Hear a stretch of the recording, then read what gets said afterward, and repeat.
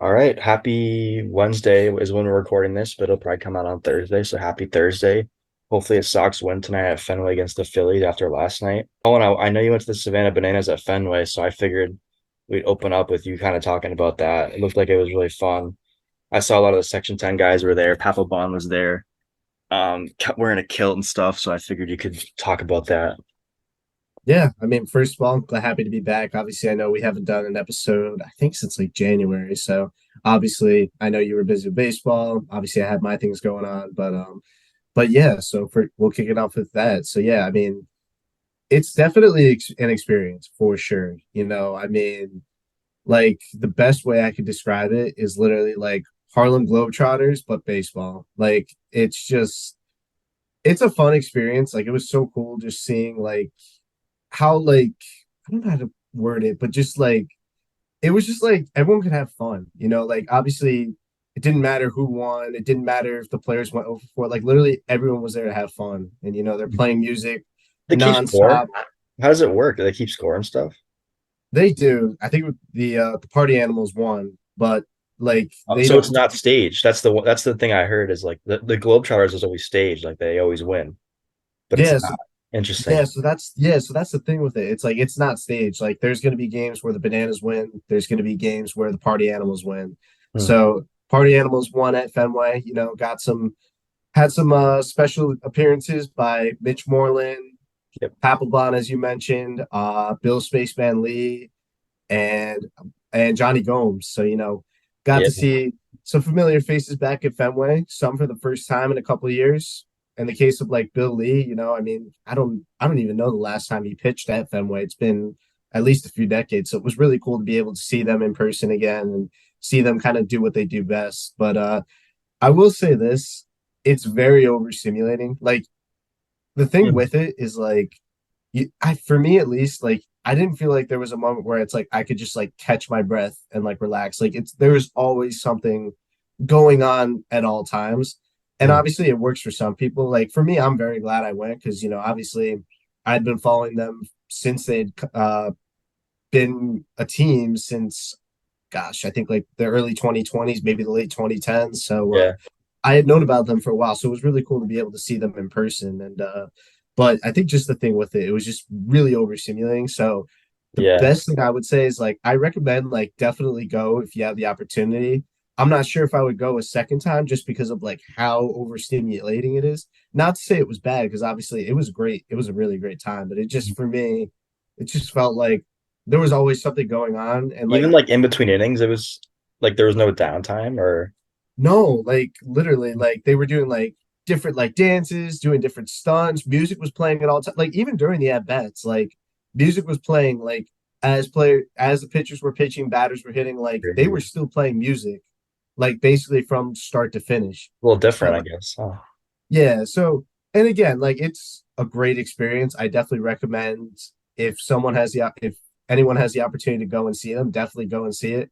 I don't know if I would do it a second time, and yeah. that's not to say it was bad, but it was just, It's a lot, I I just feel like, it's yeah. a lot, yeah. But I'm glad to see it, and a sold out crowd at Fenway. I mean, we haven't really seen Electric. that, yeah, and like Yeah. we World haven't Series really champs, like like I have not seen Fenway sold out like that probably since like the when I went to the ALDS back in 2021. I don't think I've you've seen been a to some sold. games this year. How does it compare to like the buzz and like the atmosphere this year with this team? Because you've been to a few games this year, right? Yeah. Obviously drastically different, but Yeah, way it's different. Like, crazy. I mean, obviously we've talked about it before, throughout the 2000s, like Fenway Park was always sold out. Like the Sox were the main talking point when it came to Boston sports. Like everyone wanted to know what was going on with the Red Sox. It was so hard to get tickets. Like it was at that level. Now, I mean, you go to Fenway now and it's just you see so many empty seats and it's Yeah. just so And different I from. imagine the buzz and just like the energy is just probably so like you know what I mean? Like not that the Yeah. team's like terrible or anything. We're 500 around there. It's just like definitely such a different environment versus like 2021 or like 2018, you know? Yeah, and it's just sad because like this is Boston, like Boston sports, like that's one of the main cities when it comes to sports, not just the Red Sox, the Patriots, the Bruins. Like Boston is literally one of the main sports cities in the entire United States. And to see kind of like where the Red Sox are now. Obviously, I know you got the Celtics in the finals. Bruins had a playoff run.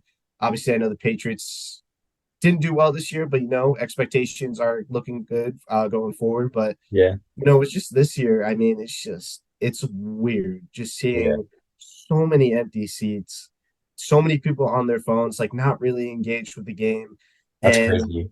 That yeah, would have it's never just so happened. Yeah.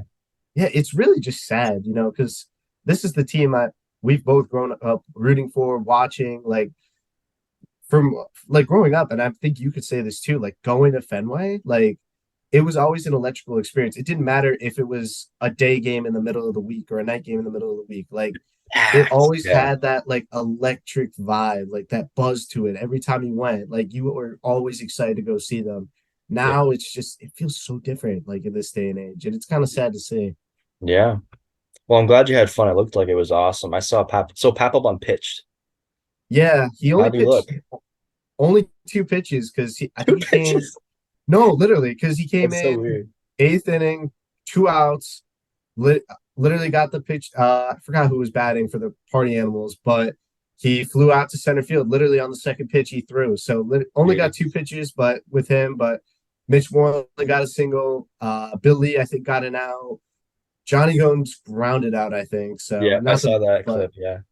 still, I mean, it was great seeing them, and obviously, seeing it's kind of weird seeing like kind of like what's the word I'm looking for? Theatric performances like mixed in with sports. Like Mhm. usually you kind of see those kind of stay separate from one another, and seeing it kind of like combined into one was definitely surreal for sure.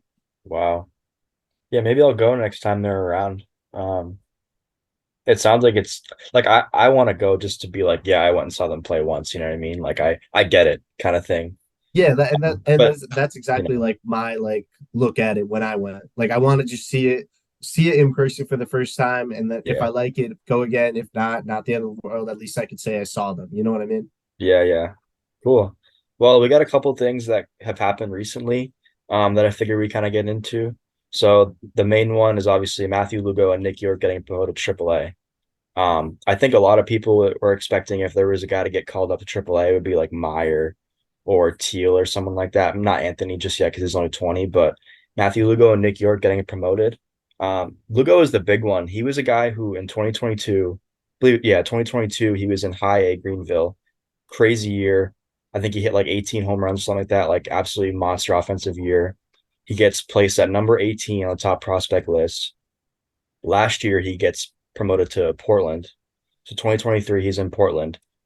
Not a good year, like slugged under 400, just chasing out of the zone, striking out and stuff. He gets taken off the top 30 list. And then this year, he comes back and absolutely goes crazy. So I have the numbers right here: 25 extra base hits. He batted 315 for Portland, 664 slug. That led the league by over 100 points. Wow. So obviously well deserved. Like he was just blowing the competition out of the water. Um, and I was reading some articles about it, and the main thing that he was talking about was just pitch selection and just controlling the strike zone. Like he just wasn't chasing as much. He's waiting for his pitch, and you can see the result. Like this guy can hit. So he gets called up to AAA. Small sample size. This is as of 2 days ago. He's 4 for 11, four extra base hits, a couple home runs. So he's settling in nicely. I don't know if you know much about this guy. I for sure can say I did not know who he was coming into this season. I think I sort of glazed the system and like had an idea of who he was, but I really didn't understand that he was this caliber hitter. Yeah, so I mean, first things first with him, I believe he was a second round draft pick during the 2020 draft. So that draft was only 5 rounds. So for him to go in the second round of that draft, that shows that the Red Sox were really high on this guy. Obviously, it was when Heim was still the chief baseball officer at the Ingheim, yeah. time, so that was his pick. But this guy, I mean, he has baseball in his blood. Not a lot of people know this, but he is the nephew of Carlos Beltran. I didn't know that until like 2 days ago when I was doing research. Yeah.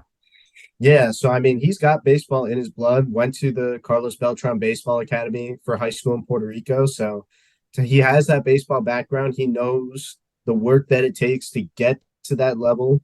Obviously, Beltran, a great player, could be a Hall of Famer one day.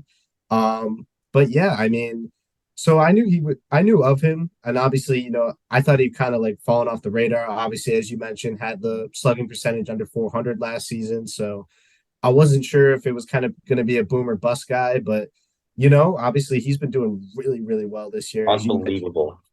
Great eye at the plate, waiting for his pitch, and he's taking advantage of it. 315 batting average and a 664 slugging. I mean, so he's got that combination of both contact and power, which, Yep. in this day and age, it's really rare to see that. So, I think that's definitely a guy we could look maybe as soon as this year. That could be, especially with the kind of the middle infield struggles that the Yeah. Red Sox have had. Obviously, Story went down after a few games, kind of had inconsistency at second base and shortstop with Von Grissom. Obviously, Pablo Reyes no longer a member of the organization. So, and even like guys, they were getting waiver guys. I remember Zach Short played a few games. Garrett Cooper, DFA, Dom Smith, middle of the season signing. So like, there's been a lot of inconsistency with the infield, especially with injuries to guys like Casas, Von Grissom, so Trevor Story. So, he's definitely a guy that come September, I could totally see get called up. And the other guy that I want to mention who I think also is kind of falling off the radar with kind of everyone talking about the big three of Marcelo Meyer, Kyle Teal, Roman Anthony is Nick York, who was our first, Absolutely. and he was our first round pick in 2020. A lot of people said it was kind of a reach. I think he was ranked. I think he was ranked like numbers in the 60s for the top 100 prospects going into that draft. So definitely was a reach at the time, but there were some moments where it looked like he was the real deal. I remember he won, I think it was Offensive Player of the Year for all of the Red Sox minor league organization 2021. Had some struggles the last two seasons, but this year, he's also gotten the call up to AAA. Already has 9 games, or 9 hits in 6 games, 409 batting average, 3 extra base hits, including 2 home runs. So, I think we're seeing kind of the 2020 guys, especially because they've been this is their fourth season of playing minor league professional baseball, minor league baseball. Obviously, Trying they to come missed out. together. Yeah. Yeah, and obviously they missed out on their first season because of COVID. But I think that now is kind of the time where we're starting to get a little bit closer and closer. Obviously, Meyer, Teal, Anthony, while they are kind of considered the 1, 2, 3 prospects, they don't have as much time under their belts as guys like Lugo and York do. So I Yeah, think that agreed. so they have the seasoning. We'll see how they do at the AAA level. So far, so good. But I think if they keep this up, without question, we could see them be September call ups and kind of like similar to kind of like Weiler Abreu and Cedane Rafaela, get the experience kind of if the Red Sox are officially out of the race, get them called up, get them exposure to kind of seeing major league pitching, major and playing defense and stuff like that, and kind of take that same momentum into spring training if they think and if they're ready to go. I mean, they could make the opening day roster for sure, but for 2025. Yeah, I could see it for sure. York is an interesting one because a lot of times, like with Lugo, you see when guys get promoted to another level, it's just like they're dominating on the stat sheet, right? But York had like a sub 700 OPS this year in Portland. Like he's not washed. He's definitely not like hasn't been written off yet, but it's just kind of like what's going on. I read an article about it, and he said that honestly, like he said, it sounds like an excuse, but it's just the cold weather. Like it's really hard to hit in Portland in early April and even late April. Um, it's just the cold weather. Like he was putting good swings on the ball, like it just wasn't carrying. And then as you see, like he gets caught up to AAA and he's just going off. I like Nick York a lot. I think he's super underrated, and I think you're right. I think those two guys are high on our radar for September call-ups just because of the maturation that we've seen in the last couple of years with York especially, but now with Lugo too, we've seen him have success right away in high A, struggle in double A with just pitch recognition, like chasing out of the zone stuff, and then being able to refine that like plate approach and just doing what he's doing now and just crushing baseballs. So definitely Yeah. really exciting to see. And I think one thing I want to point out too is because of the fact that both of these guys have had struggles, I feel like I feel like it's not a matter of if, it's a matter of when they get called up to the majors. They have the experience of, understanding like going through the struggles, going through those long-term slumps. Yep. They've been through it before. And I think that's something that, like take a guy like Jackson Holly, and not to say that he's going to be a bust or anything like that, but absolutely dominated every level he played through. But Yeah, then as soon as he gets called up to the major leagues, he went what, 2 for 32 with 20 plus strikeouts or something like yeah, that. So, and he even said it himself, like that was the first time where as a professional, he's really struggled. And so you have these two guys who have gone through the struggles before. And I think that's going to serve them very well once they get called up to September because they could be hot right out of the gate. There is also the chance they might not, but they have the experience under their belt of knowing what it's like to go through a slump at the professional level and how to overcome it. And I think it's an underrated topic to discuss, but I think that because they have that experience, it's going to really serve them well once they agreed. get called up to the bigs. Speaking of struggles, Vaughn Grissom, obviously the main centerpiece in that Chris Sale deal. I was really excited to watch him play. I know you were as well. And he's really struggling. I know he had that big injury in the beginning of the season. I think it was a hamstring injury that kept him out for a while. And then he gets I think the flu, right? He was sick for like a week or two, lost like 14 pounds. Yeah, I was going to That's how say your season starts. That's terrible. But obviously, like he's hitting 148 in 23 games, only one extra base hit, a K rate of over 20%. He's a contact guy that you don't really see that with him, or we haven't really seen that with him very often throughout the minor leagues with the Braves and stuff. But I'm not going to write him off just yet. And the reason why is because, I mean, like you mentioned, he's just had bad luck. I mean, obviously, he suffers the injury in spring training, is pretty much out all of April, is ready to come back, gets sick, loses 14 pounds. And he even said it himself, like, because I lost that weight, like, I've kind of lost the bat speed that I once had. Like, I'm oh trying to yeah, work to that's kind of get that's it like a back. considerable amount for an athlete in the middle of their season. Exactly. So I Like think, it's and obviously, has the hamstring strain versus the Tigers. So now he's on the IL again. right. But again, I don't think we shouldn't write him off just yet. I think we have, I think 5 or 6 years left of control with him. So he's going Yeah, to be around for a while. I think before I can officially say I can write him off, and I'll say this with anybody, with a young guy like Von Grissom or anybody in his shoes, like I would wait until we see what he can do at 100%. Because when he was at 100%, I mean, we saw when he was part of the Braves organization, absolutely raked yeah, any pitching that he saw, did really well in the majors, did really well at the AAA level. And like I said, I think it's just a string of injuries, losing that weight that's kind of caused him to kind of slump and not play up to the potential that I think we expected him to. yep, So, I but agree. I just want to wait until he gets fully healthy before we officially write him off. And obviously, if this doesn't work out for whatever reason, like I said, we have Nick York, we have Matt Lugo, guys who play the same position as him that are ready to take a spot if needed. But I think that, we've seen him do really well at the professional level, especially like the AAA Major League pitching. So I just want to see him back at 100%. It might not be this Yep, season. We might not get to see the full version of him until 2025. But again, we have plenty of years left to control. He's not getting paid all that much. I don't think he enters arbitration for another year or two. So, not paying him a lot of money. I think it's still a low risk, high reward kind of player that we're seeing here. agreed. Yeah, I'm not worried either. I always liked him when he was with Atlanta. Just the hit tool off the charts, like all the way through the minors. I'm not worried at all.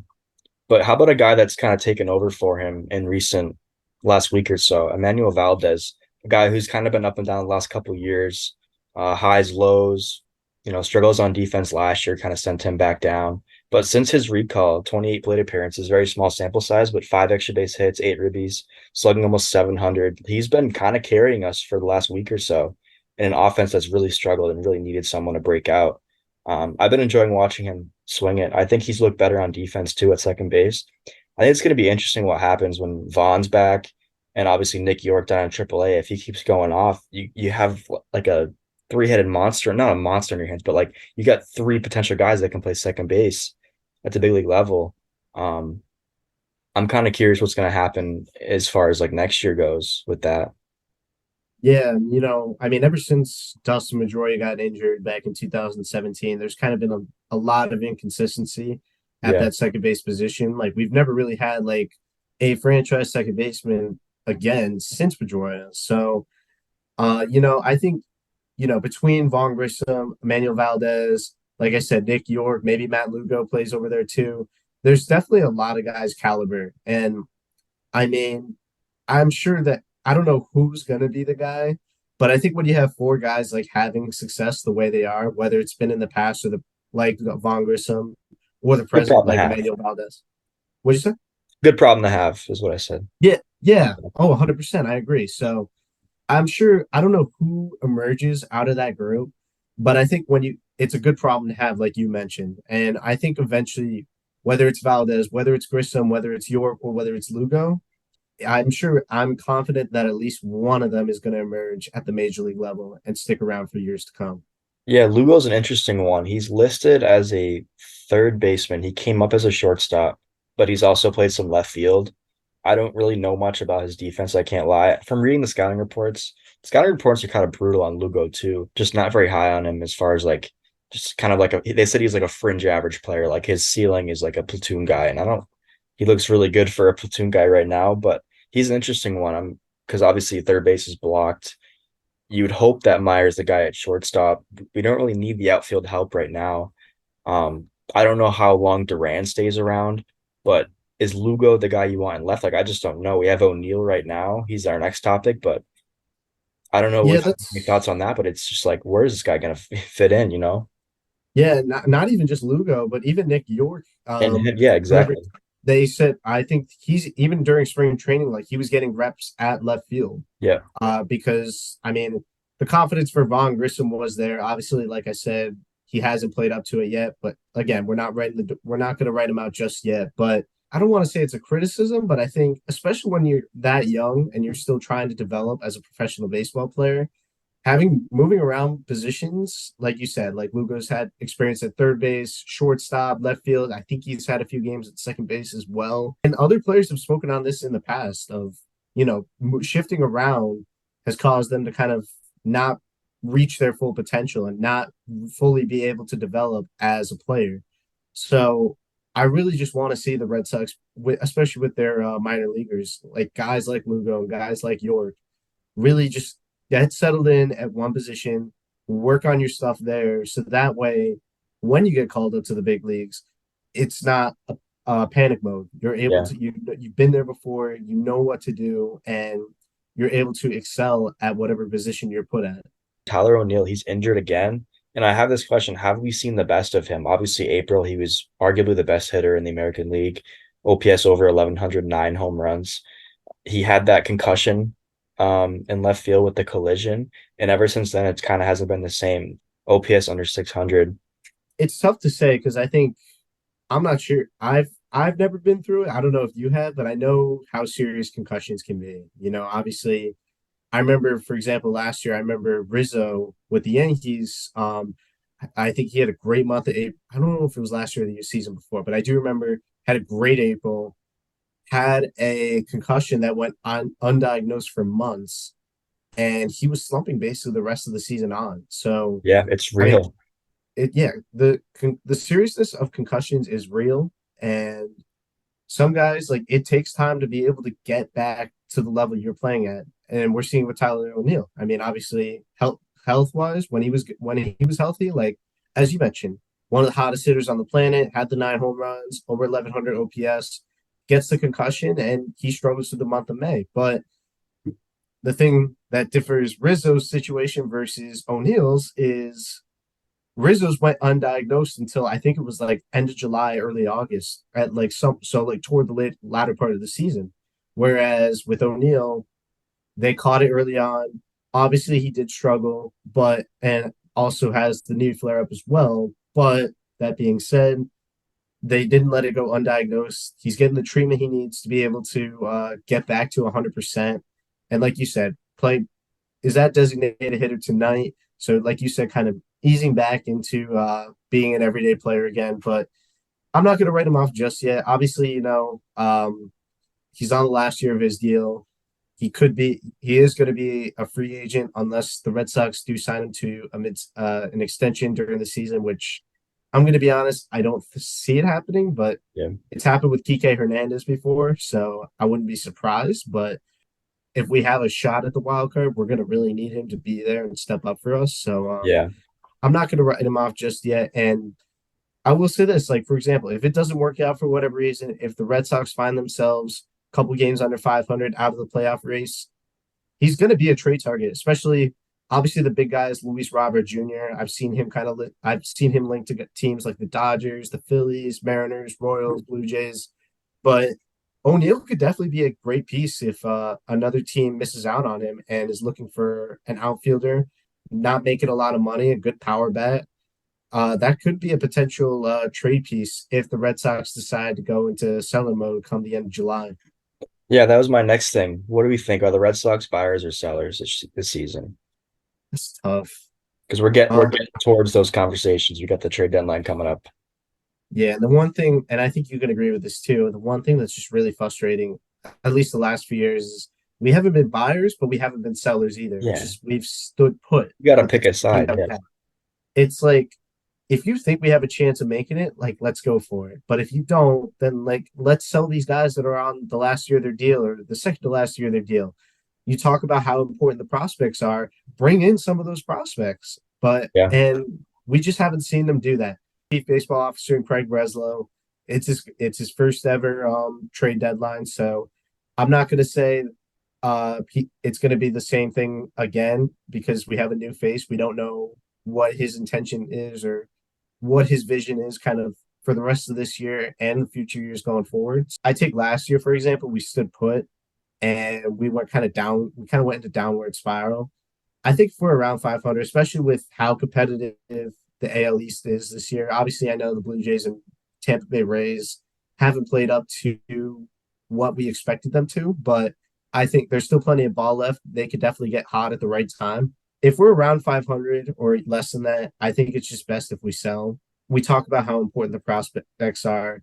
And if we have guys on the last year of their deal, second to last year of their deal, let's trade them, bring in some prospects, get some new blood, get some new players to look forward to going forward, and not just see them go away when free agency comes and us getting nothing in return for them. The way the league is this year is kind of weird. I saw today there's 10 teams above 500, which is crazy when you think about like there's 30 teams in the league. Like most of the league is under 500. If we stay around 500, like we have been all year, we've been like a game or two out of the wild card spot. I don't see why you don't buy, like not like go out and go crazy and sell off a bunch of prospects, but you can make a run for it, but also preserve the guys you still have, the ones that you really care about. You know what I mean? I don't Yeah, think that far out to where it's like we should totally sell. If you're right though, if someone gets hot, like the Twins get hot, and now we're July, we're 6 games out, 7 games out, it's like you probably sell. But I think if we stay around 500, plus we're gonna get guys back, right? Like Costa's gonna come back, Yoshida's back tonight, or Yoshida was back last night, O'Neill back tonight. We start getting some of these pieces back. I don't see why you don't try and maybe make a run for it. I think the thing that just concerns me though, like obviously we are getting pieces back, but the thing is with these injuries, and Heim Bloom has used this as an excuse in the past. Like and obviously it's different with Breslow, but Heim would literally say like if guys were hurt and they were on the verge of coming back, it's like, oh, we don't need to make these moves. These guys are coming back. But we don't know, like it's gonna take time for Yoshida to get back into his rhythm. It's It's gonna true, yeah. take time for Tristan Casas to get back into his rhythm. Like we need to expect that as fans that it's going to take time. They haven't played. Yoshida hasn't played for about a month. Costas hasn't played since like early to mid-April. So it's going to take time for them to kind of be able to develop that rhythm. If they can do it quickly, then and like you mentioned, we're a couple games at 500 or a couple games over.